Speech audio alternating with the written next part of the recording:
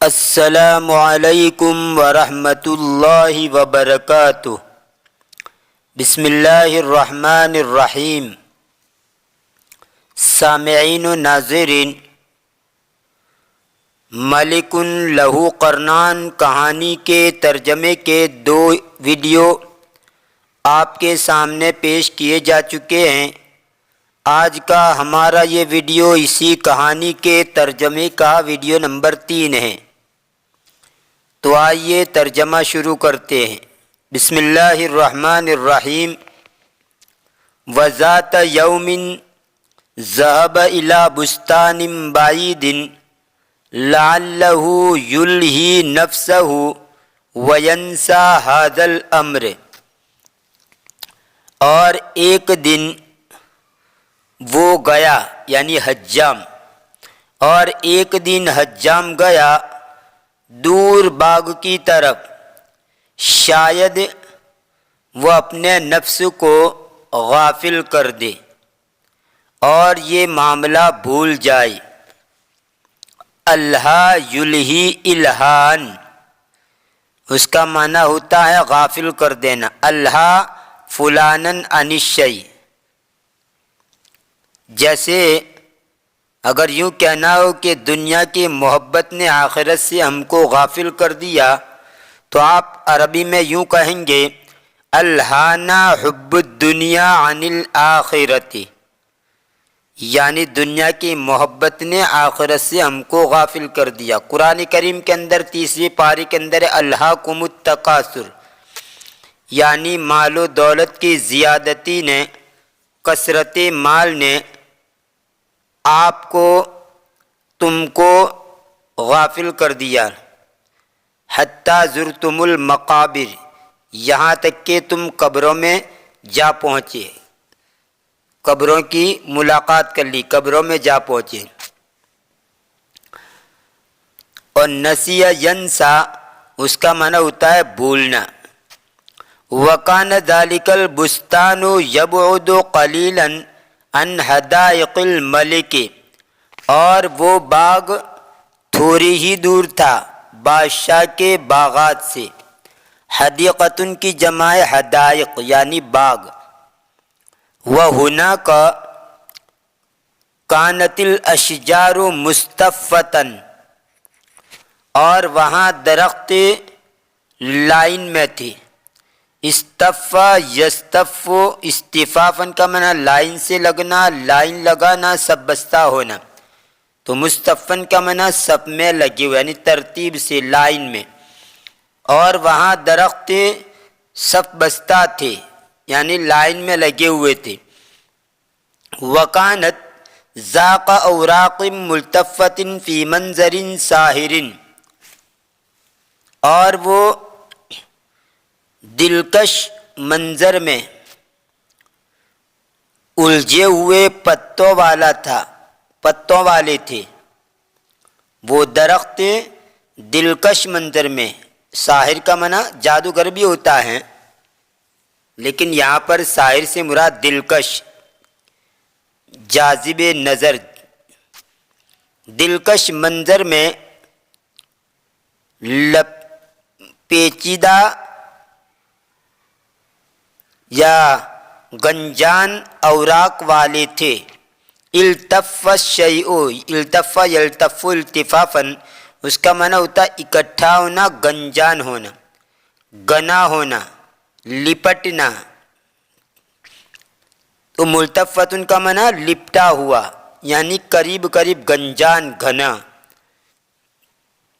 منہا اشجار قصب و موزن، ان درختوں میں سے اشجار قصب و موزن، بانس اور کیلے کے درخت تھے۔ قصب، اس کا معنی ہوتا ہے بانس، نرسل، اور قصب السکر یعنی گنا، قصب السکر یعنی گنا، اور موزن کا معنی کیلا۔ تمیل بأغصانها على بعضها مع النسیم العلیل، وہ اپنی ڈالیوں سمیت اپنی ڈالیوں کو لے کر دوسری بار ڈالیوں پر جھکتے تھے. وہ جھکتے تھے اس کی ڈالیوں کو لے کر دوسری ڈالیوں پر.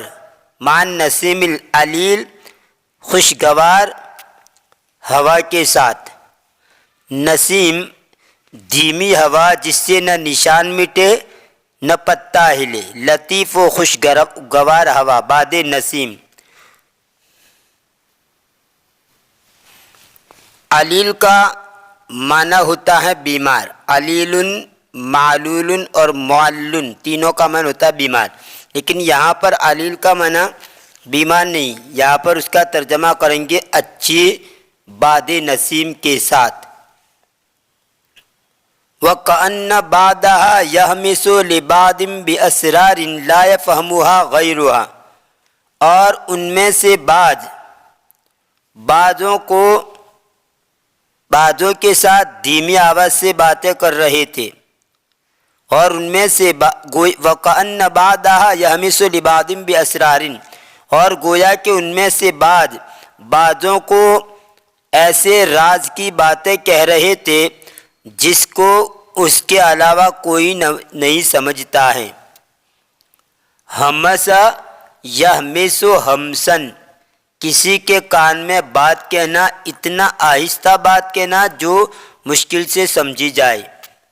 ہمسل کلام, آہستہ بات کرنا, چھپا کر کان میں بات کہنا. اور گویا کہ ان میں سے بعضوں سے ایسے اسرار آہستہ سے کہنے لگے کہ جس کو اس کے علاوہ کوئی نہیں سمجھتا ہے.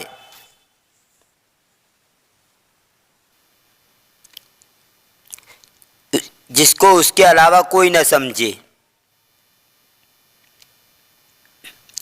اختار الحلاق مکانہ بجوار ساقیۃ, حجام نے اس کی جگہ کو آب پاشی کی نہر کے قریب میں چنا, یعنی وہاں پر وہ ٹھہرا. حجام نے آب پاشی کی نہر, جس کو رہٹ بھی رہٹ, جس کے ذریعے سے کنویں سے آب پاشی کی جاتی ہے, تو آب پاشی کی نہر کے قریب میں حجام نے اس کی جگہ کو چنا.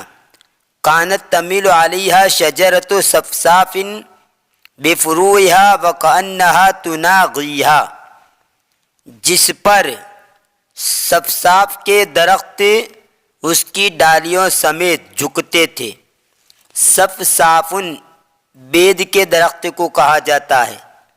ویسے واحد تو صفصافتن آتا ہے, یہ صفصافن جمع ہے, اور واحد صفصافتن بید کے درخت کو کہا جاتا ہے.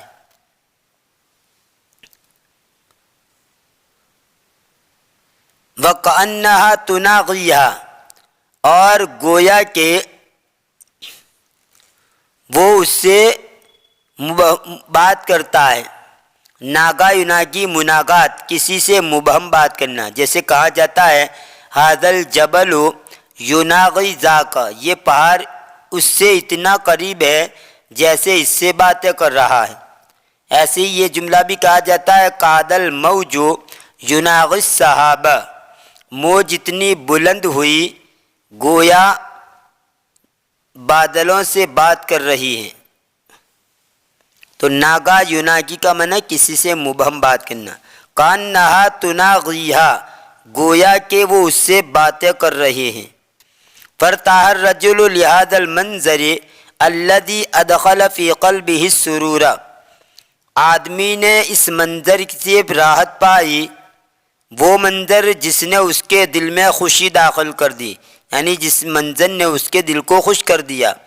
لیکنہ تذکر قرنی الملک النابتین, یہ قاعدے کی روح سے نابتین ہونا چاہیے, کیونکہ قرنی کی یہ صفت بن رہا ہے, اور قرنی حالت نسبی میں ہے, اس اعتبار سے قاعدے کی روح سے نابتین ہونا چاہیے, کیونکہ موصوف صفت کا اعراب یکساں ہوتا ہے.